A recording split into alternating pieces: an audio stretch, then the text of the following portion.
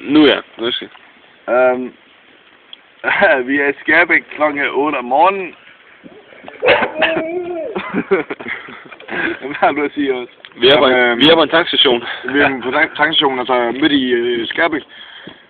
Vi cyklede 20 km foran med. Så har vi kun 22 km hjem igen. Så kl. 8 om morgenen, så er vi hjemme kl. 12. Kravet nok. Herligt skål. Herligt tur hjem.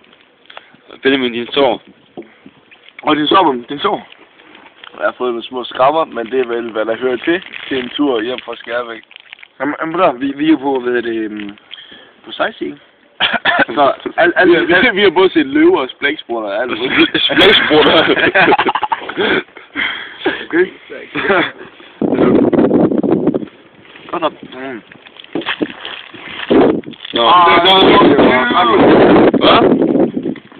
Det er hyggeligt at snakke med ham, men vi skal også tage afsted. Vi skal da cykle igen. Ja, det skal vi. Og jeg laver en video op det, når jeg kommer hjem. Ja, det håber jeg. Godt,